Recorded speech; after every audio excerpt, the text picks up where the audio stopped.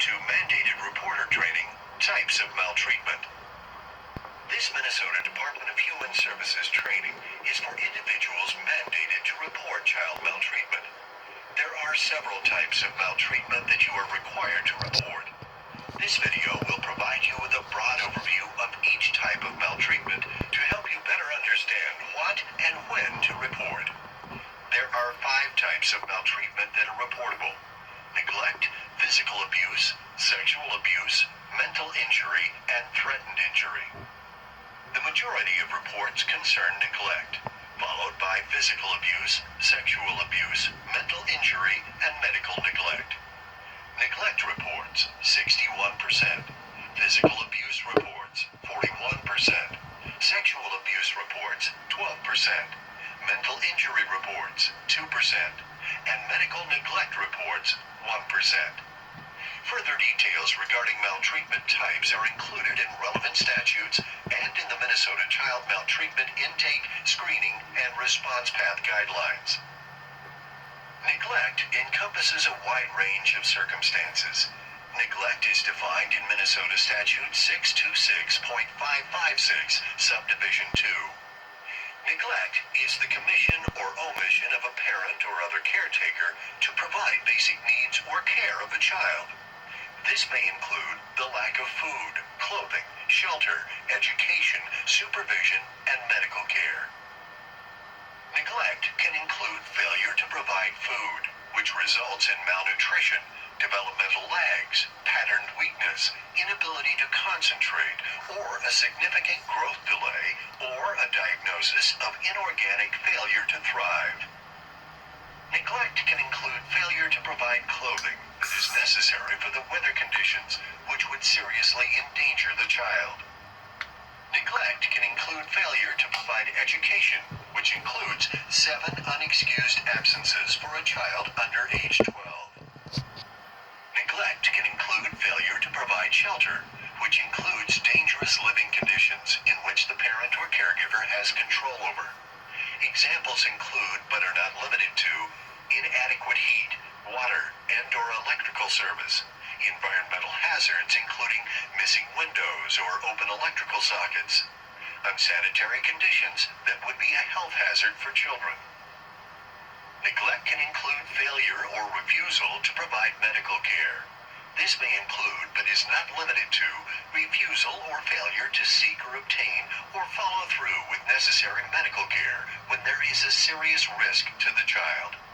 This does not include a parent's choice to rely on spiritual or prayer means if it is not life-threatening to the child. Failure to thrive diagnosis. Failure to provide for a child's special needs. Neglect can include lack of supervision. Children under the age of 8 should never be left unsupervised. The following guidelines can be used for older children. Ages 8 to 10 can be left unsupervised up to 3 hours. Ages 11 to 13 can be left unsupervised up to 12 hours. Ages 14 to 15 can be left unsupervised up to 24 hours. Ages 16 to 17 can be left unsupervised for over 24 hours.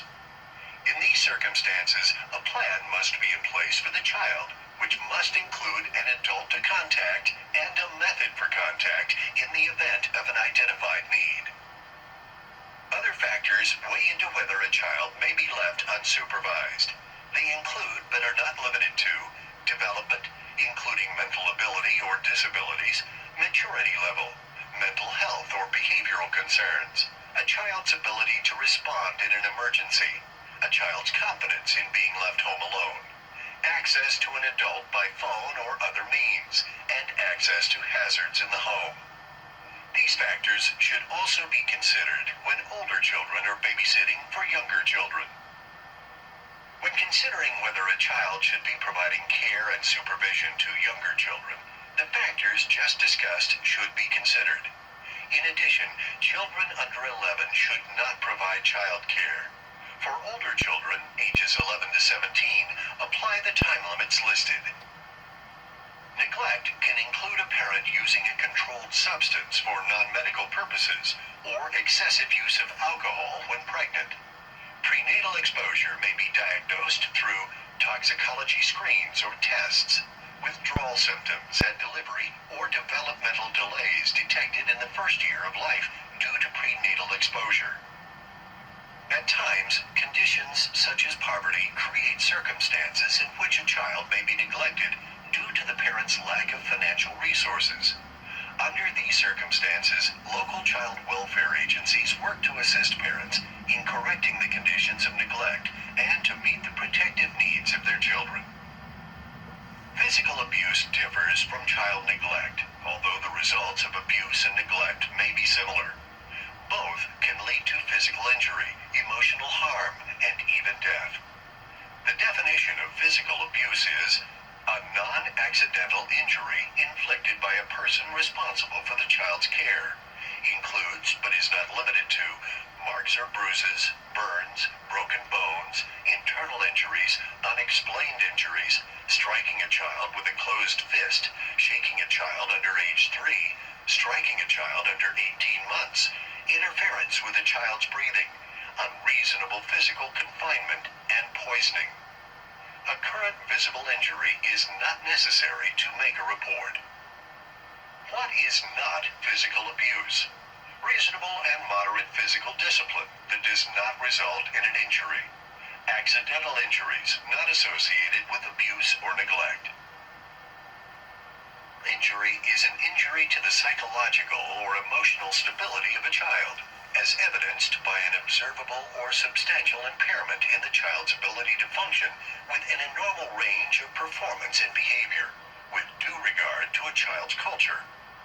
Examples of mental injury include, but are not limited to, extreme regressive behavior or psychosomatic symptoms related to high-conflict situations or parent-child attachment concerns, symptoms of hypervigilance, disassociation, re-experiencing, avoidance, no effect, self-harm, extreme aggression, or problems with eating, sleeping, or toileting that indicate prolonged psychological distress and significant fear of their caregiver, or they share verbal, emotional, or psychological violence they've experienced.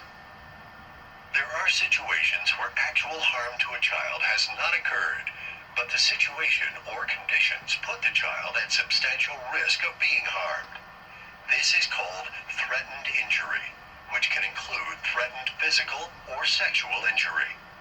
Threatened injury is a statement, overt act, condition, or status that represents a substantial risk of physical or sexual abuse or mental injury, including, but not limited to, exposure to dangerous persons or situations, threats of violence towards a child, a person threatening to engage in sexual behavior with a child, a parent or household member with the status of predatory offender, possession of child pornography, or purposefully exposing a child to sexual activity and sexually transmitted diseases.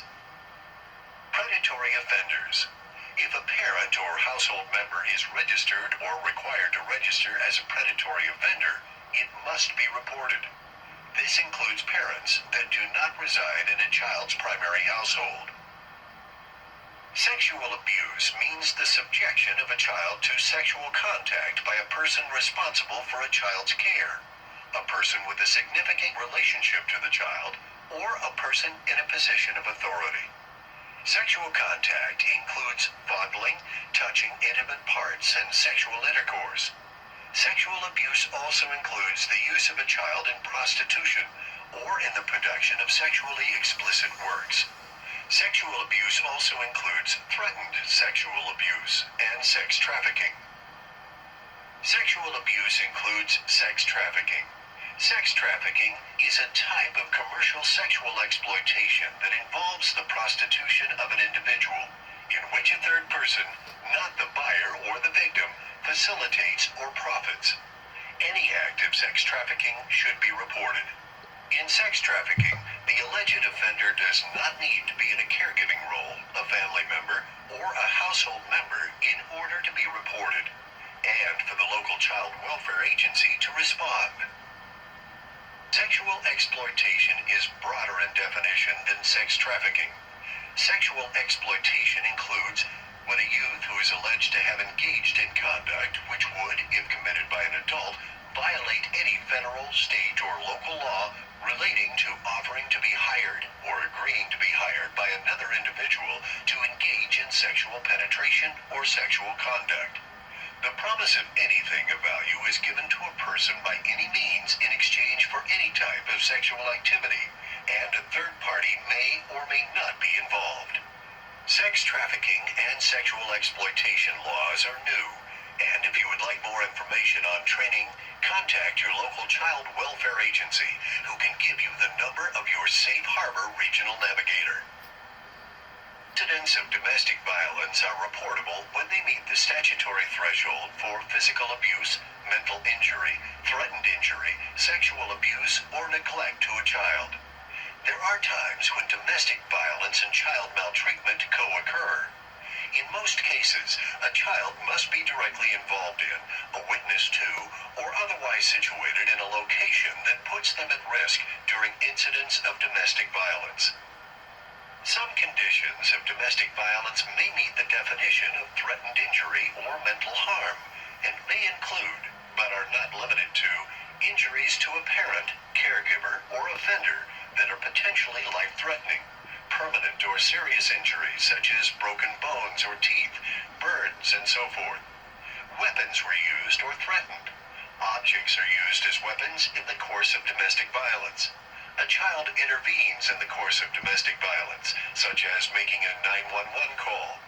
A child inserts themselves as a shield to protect the parent, is physically restrained from leaving. An alleged offender does not allow the protective parent and child access to basic needs, impacting their health and safety. A child is exhibiting observable behavior, emotional or psychological effects due to violence, threats of kidnapping. An alleged offender has killed, substantially harmed, or is making believable threats to do so to anyone in the family, including extended family members and pets, or a child is in fear for their life, their parent, or someone in relation to the incident. Safe place for newborns. The Safe Place for Newborns law allows a mother or someone with the mother's permission to leave her infant at a safe place within 7 days of giving birth and remain anonymous.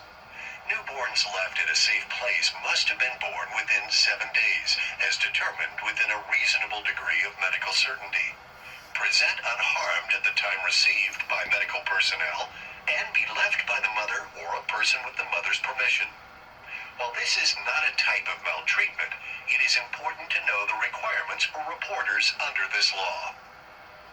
The law defines a safe place as a hospital licensed under Minnesota statutes, sections 144.50 to 144.56, or a healthcare clinic that provides urgent care medical services, or an ambulance service dispatched in response to a 911 telephone call from a mother or a person with the mother's permission to relinquish a newborn.